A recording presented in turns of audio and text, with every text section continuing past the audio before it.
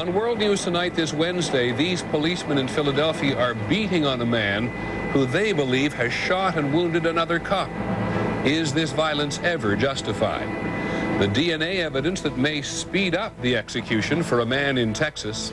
Liftoff, we have engine ignition. The Russians finally launch a major part of the International Space Station. Will it ever be finished? We'll take a closer look tonight at the case of the teenager found hanging from the tree in his father's front yard. Was it suicide? Was it racism? And finally, the legend of the Loch Ness Monster. There is no way that science trumps human nature.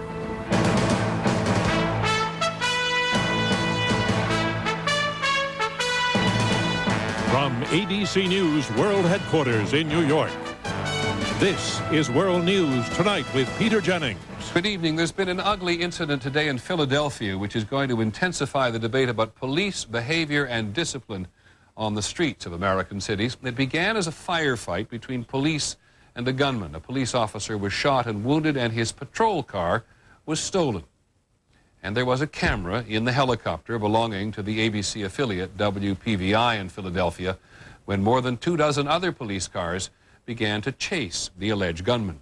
ABC's John Miller takes up the story. It took a while for police to catch up to the suspected carjacker, a man they believed had shot an officer in the hand during a gun battle. The suspect was wounded 5 times. Once they had him surrounded, a dozen officers pulled the suspect from the car. For about 40 seconds, they can be seen clearly beating and kicking the suspect.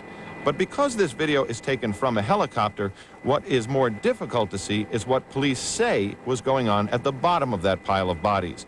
The suspect struggling, resisting arrest, trying to reach for an officer's gun, and biting down on an officer's hand.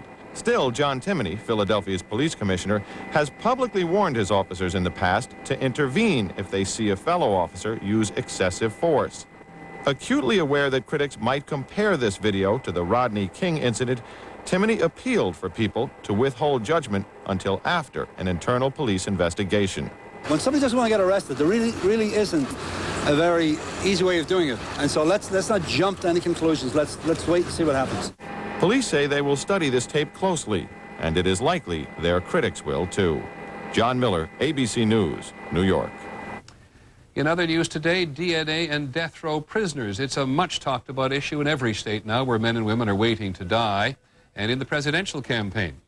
A journalism professor and his students at Northwestern University in Chicago generated enormous attention because when they took up the cause of testing prisoners, 8 men convicted of murder in Illinois were exonerated. The Illinois governor ordered a moratorium on executions, and the focus then shifted to Texas and Governor Bush, and so on. Today, several newspapers are reporting that early tests on a prisoner in Texas whose execution was delayed by Governor Bush for DNA tests are actually working against the prisoner. And another prisoner may have a similar dilemma. Here's ABC's Mike Von Friend. New Year's Eve, 1993 in Pampa, Texas. A mother and her 2 sons were found stabbed to death in their home. Live-in boyfriend Henry Skinner was caught nearby with blood on his clothes and his right hand severely cut. After a jury heard DNA evidence that blood from 2 of the victims was on Skinner's shirt, he was sentenced to death. Skinner is now fighting for a new trial. If people knew the true facts of what happened, I wouldn't be sitting here on death row. I'd be at home because I would have been acquitted. Journalism students from Northwestern University have taken up Skinner's cause.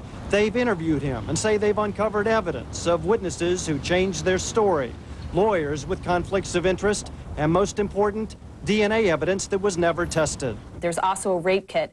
There are murder weapons with blood on them. There was a screen door with blood on it. There was blood leading to the house. None of this was tested. If the state of Texas is too cheap to determine whether an innocent man is on death row, Northwestern University will pay for those tests. That remark has so outraged the prosecutor that he's dropped all objections to testing the DNA. I'm going to pay for it, and we're going to have a test, and we'll just nail the coffin a little bit tighter. Skinner's original defense attorney claims that Northwestern University has begun a process that may actually harm his former client. Do you fear what the professor's doing may hurt Mr. Skinner? Yes. Why? Because no one can be sure what those test results will be, and from our investigation in the test into the case, it is quite possible that those test results could further incriminate. Further incriminating DNA may erase any possibility of a new trial and, in fact, speed up Skinner's execution. What is he going to tell his class? And what is he going to tell Mr. Skinner if perhaps that evidence is tested now, and if it proves incriminating, and if it contributes to the death of Mr. Skinner? Is he going back and tell his class then, well, we can't win them all? Today, Skinner's new attorneys told the prosecutor they object to the DNA test that the students have asked for.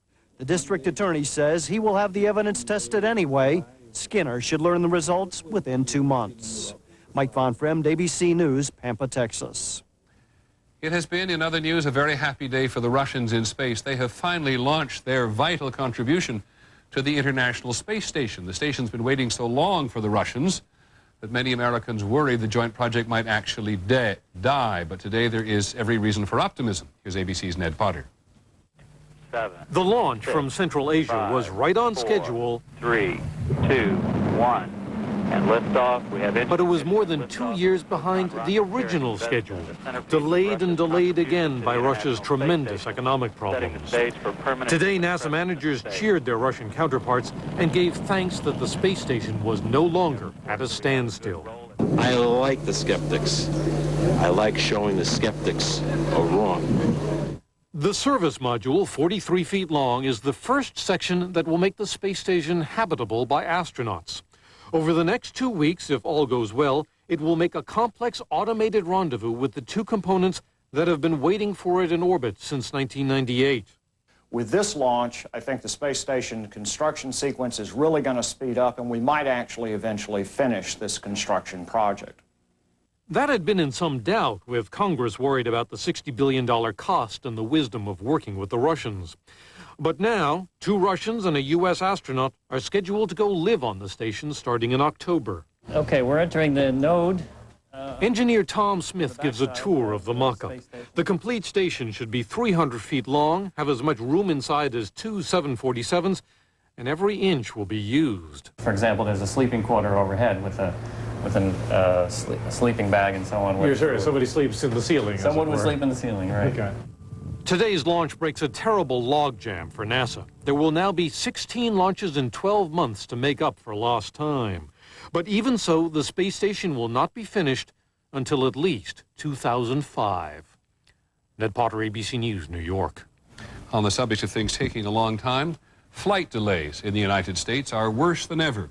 New initiatives ordered by the FAA were put in place after record delays in 1998 and 1999. Still, the airline's on-time performance fell to another record low last month. There was very little news, as expected, from the Israeli-Palestinian summit at Camp David today. The Israelis did please the United States by saying they will not go ahead with the sale of an advanced American airborne radar system to China. The United States expressed strong opposition to the sale. In South Africa today, researchers told the World AIDS Conference that the HIV virus might increase sexual desire through higher testosterone levels in men who are infected. This would make it much more likely that these men particularly would pass the virus on to others. When we come back, what the Congress is actually getting done this time, or isn't, and we'll take a closer look at accusations of lynching, the death of a young man in Mississippi. I knew he didn't commit suicide, so there's only one other alternative if you're found hanging from a tree, and that's murder. This is World News Tonight with Peter Jennings. Brought to you by Publishers Clearinghouse. This summer, in a special multimedia event, the Publishers Clearinghouse Prize Patrol will surprise someone with $1 million. Oh my goodness. It'll all happen live on TV and at PCH.com this August 24th. Yes! Watch your mail or go to PCH.com. Enter. And on August 24th, the winner could be you.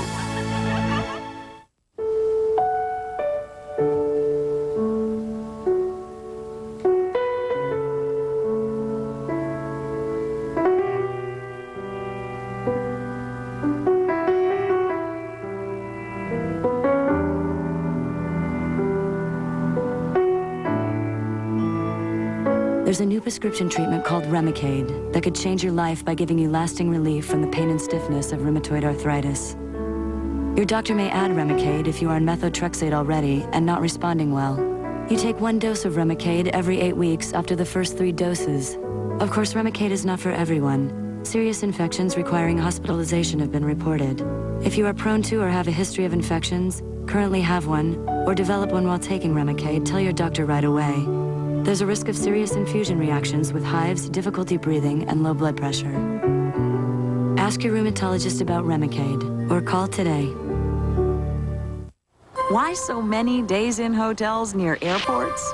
So you don't have to worry about where to stay, no matter where you touch down. Days in. There you go. In hospital pharmacies, they dispense medicines that work fast. For heartburn, that's 1 minute Maalox. It goes to work on stomach acid in 1 minute. Pepcid AC could take over 45 minutes. Hospital pharmacies rely on Maalox. Shouldn't you? Count on 1 minute Maalox. In presidential politics today, the battlegrounds to some extent were the National Association for the Advancement of Colored People Convention and the campaign against the Congress. Earlier this week, George W. Bush got some, but not a lot of praise for speaking to the NAACP, which some former Republican candidates have declined to do. Al Gore, who has the NAACP pretty much in his pocket politically, spoke to them today, and he belittled Mr. Bush's efforts. I know that you heard some nice-sounding words on Monday afternoon. You know talk is cheap. It's deeds that matter. On the subject of talk, in his speech today, Mr. Gore also attacked the Republican-led Congress. And so we asked ABC's Linda Douglas, who covers Capitol Hill, to put the criticism in context. Al Gore is escalating his campaign against the Republicans this way. This is the do-nothing Congress of the 21st century. This do-nothing for the people Congress. That is not quite accurate. This Congress has already done more than the last one, passing 1,700 pieces of legislation, 400 more than the previous Congress had passed by this time. Some measures have been significant. We have had reform bills all the way from telecommunications to airlines. The House has voted for a prescription drug benefit for seniors, tax cuts on estates and for married people, opening trade with China. The Senate has voted to toughen laws against hate crimes. Most bills were minor. A bill to designate the facility of the United States Postal Service as the Henry W. McGee Post Office Building. Although stacks of bills have come through the Congress, only a handful of major ones have passed both houses and been signed into law by the president. Congressional analyst Norm Ornstein says some Republicans are voting on measures that are going nowhere simply to please the voters. Republican leaders in the House want a record, but that doesn't necessarily mean they want laws enacted. Republican leaders have bottled up Democrats' priorities: gun control, HMO reform, an increase in the minimum wage. But Democrats are not really trying to break the impasse because in an election year, the perception that the Republican Congress isn't doing much is fine with them. Democrats in Congress would prefer to have nothing occur and to have a lot of issues to take out to the country. As for Gore, if his purpose is to run against Congress so that we delay needed legislation, shame on you, Al Gore. Congressman Al Gore would never have done that. there are still roughly 7 weeks of work left for this Congress. The Republicans want a track record. The president wants a legacy. They may still get a lot done. Linda Douglas, ABC News, Capitol Hill. An important religion item today, the African Methodist Episcopal Church, the AME, with 2.5 million members, has a woman bishop for the first time since it was formally organized as a church in 1816. The Reverend Vashti McKenzie was elected last night at the church's conference in Cincinnati.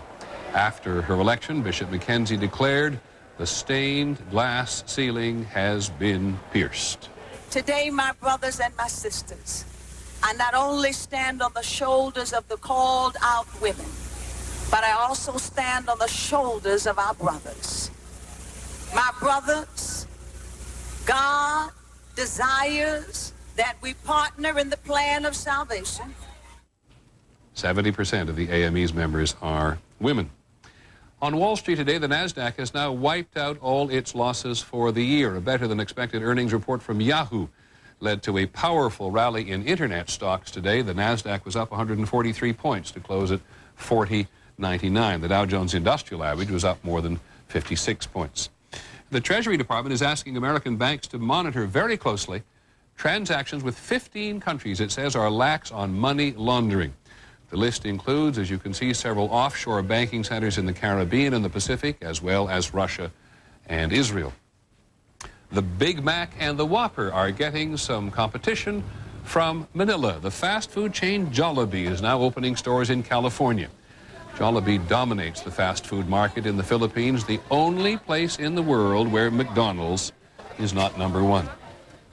And then in the southern Florida town of Stuart, an item about the swan that swooned for love. Don't expect any cygnets, little swans that is. Some months ago, the bird became attracted to this large black outboard motor. And every morning, the swan, whose gender actually remains a mystery, can be found nuzzling the motor and making cooing sounds. We're not quite sure what the motor's response is. Next on the broadcast, we're going to take a closer look at a hanging in Mississippi and the people who will not believe that it was suicide. Hungry for seafood? There's only one thing to do. Head to Red Lobster for lobster and shrimp. Just $12.99 right now at Red Lobster. So hurry in and get it before it's gone. Who's asking about Viagra? Someone you might expect, and also someone that maybe you wouldn't. In fact, you may be surprised at who's talking to their doctors about Viagra. So ask your doctor if a free trial of Viagra is right for you. Who's asking about Viagra? Maybe it should be you. It's one of the most destructive forces on the planet, and now it's coming after your home. But new Thompson's paint will stop it every day, every season, all year long. New Thompson's House and Trim Paint, guaranteed for life. It's the paint that never takes a day off. Look, something new for your sensitive teeth. No way. My dentist recommends Maximum Strength Sensodyne for maximum pain protection every day. Your dentist likes it? I like it. Maximum Strength Sensodyne every day. Uniroyal tires with nail guard seal most tread punctures instantly, permanently, and repeatedly. Nail guard tires, only from Uniroyal.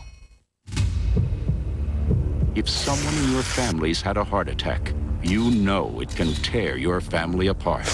But there's something you can do to help prevent heart attacks. There's Ecotrin. Ecotrin is safety-coated aspirin. Taken regularly, it can help keep your blood from clotting, to keep it flowing. No wonder cardiologists now recommend Ecotrin more than any other brand. Aspirin is not for everyone. Talk to your doctor first. Ecotrin, helping your heart beat the odds. Green light, go. Red light, stop. Right? Not here or here. Good Morning America's got the list of the country's most dangerous intersections tomorrow. Our closer look tonight takes us to Mississippi. 40 and 50 years ago, Mississippi was as tough a state as there was in the whole Union for black Americans. Violence against blacks was pretty commonplace. The struggle for civil and voting rights was as mean as anywhere. Mississippi is not the same state today by any means, but memories of the past are never very distant. Today in Washington, Jesse Jackson and the family of a young black Mississippi boy were trying to get the Congress and the Attorney General to formally take up his case. 17-year-old Renard Johnson, when he was found hanging in his father's front yard. Was it suicide or was he lynched? ABC's 2020 took up this story originally. ABC's Deborah Amos continues. No one at the funeral of 17-year-old Renard Johnson believes he took his own life. Protests continued over the weekend. Many here say the prejudices of the Old South are still burning. In Kokomo, a town of 1,000 people, friends say this honor student and athlete was planning his future, not a funeral. This neighbor knew him well. I knew he didn't commit suicide, so there's only one other alternative if you're found hanging from a tree, and that's murder. On June 16th, Johnson's father, Jerry, found him hanging by a belt from a pecan tree in the family's front yard. I checked my heartbeat, didn't have no heartbeat, so I came in, called my oldest son, and told him to call the police. The local sheriff's department insisted he killed himself, and they still do today. This young man was an athlete. He was quite strong. You'd have to expect that there would have been a struggle had someone tried to do it. This official autopsy report showed no sign of struggle on the body. The coroner ruled it a suicide. But the Johnson family is commissioning its own autopsy. They're awaiting results, and they have other questions. They claim the belt found around his neck did not belong to their son. We had one braided belt, and for some odd reason, I had it on that night. I wore that belt. The family says the sheriff's department shut down the crime scene too soon. It was down before I got home from work.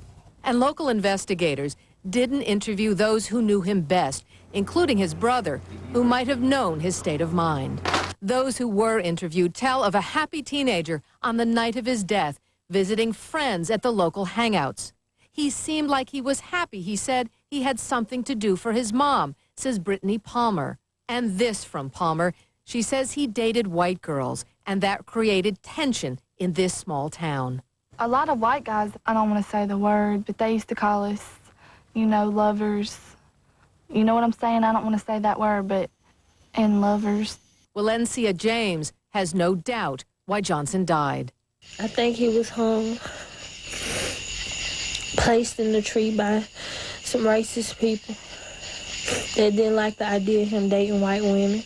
The FBI is now looking into Renard Johnson's death. The community of Kokomo and the rest of the country are waiting for answers. Deborah Amos, ABC News, New York.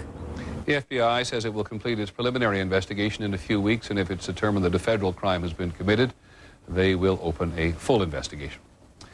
When we come back this evening, science and the monster mystery. In hospital pharmacies, they dispense medicines that work fast. For heartburn, that's 1 minute Malox. It goes to work on stomach acid in 1 minute. Pepcid AC could take over 45 minutes. Hospital pharmacies rely on Malox. Shouldn't you? Count on 1 minute Malox. Do you need a new car? Do you need to see the ocean? Is watching a sunset absolutely necessary? Introducing the all-new, redesigned Avalon, the most spacious, most luxurious sedan we've ever created. Do you need a new car?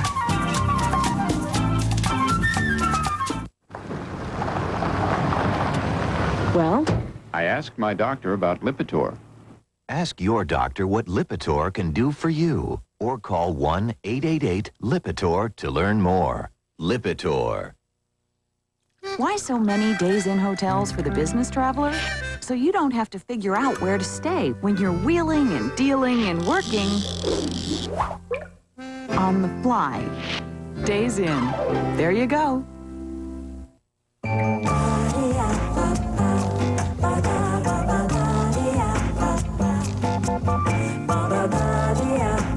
Just when you think you have the latest computer,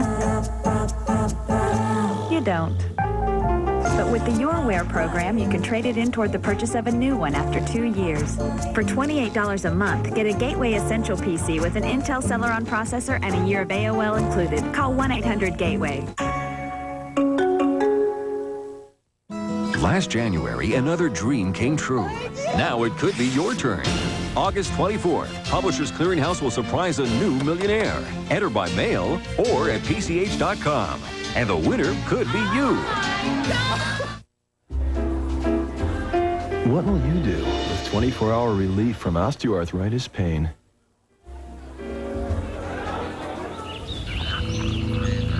What will you do with 24-hour relief from its stiffness? What will you do with 24-hour relief from the inflammation? Discover Celebrex, the #1 selling prescription arthritis medicine. Celebrex should not be taken if you've had aspirin-sensitive asthma or allergic reactions to aspirin or other arthritis medicines or certain sulfa drugs called sulfonamides. In rare cases, serious stomach problems such as bleeding can occur without warning. Tell your doctor if you have kidney or liver problems. This information cannot replace your doctor's advice. Only your doctor can assess the benefits and risks to decide if Celebrex is right for you. talk to your healthcare professional and call 1-888-CELEBREX. What will you do the day you discover Celebrex? Tonight, a side of hate groups you may have never seen. Women rising to power, not just preaching hate, breeding hate. I believe I'm giving them a good Christian upbringing. The feminine side of racism. An eye-opening 2020 tonight at 10, 9 Central. Tomorrow, a nationwide traffic safety problem that's killing people every year. Just how dangerous is it? World News Tonight shows you what to look out for tomorrow.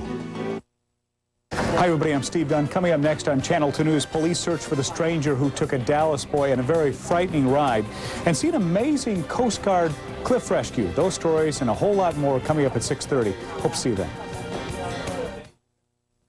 Finally this evening, the legend of the Loch Ness Monster. Reports of something strange living in the Scottish loch or lake go back hundreds of years, and for years, Nessie hunters, because that's what she's often been called, if she really is a she, have developed or conjured theories about what it is.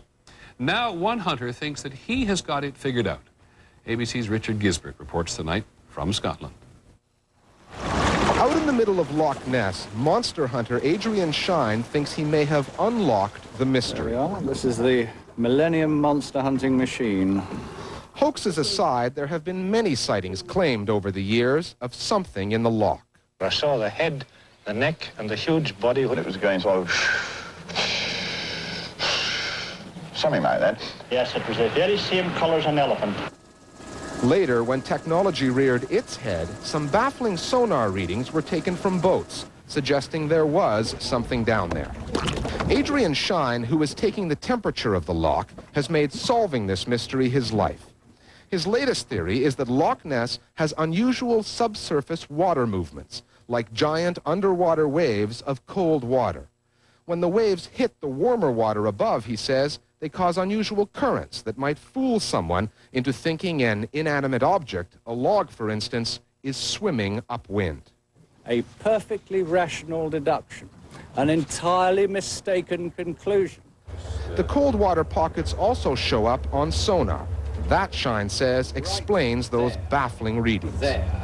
So science is taking on mythology here at Loch Ness. And Adrian Shine predicts we'll be seeing more and more of that in the future. Rational, scientific explanations offered for what people think they have seen here. The question is, do the people really want to listen? For one, there's the economic argument. The monster is big business. And then there's belief. Ian Cameron had his sighting in 1965, and he says he knows there's something out there. Because I saw it. No question of doubt about that, with 7 witnesses. Mr. Shine knows what he's up against. He says science will never kill the Loch Ness Monster as long as there is human nature. Richard Gisbert, ABC News, Loch Ness. It will continue. That is our report on World News Tonight. I'm Peter Jennings. We hope you have a nice evening, and we'll see you tomorrow. Good night.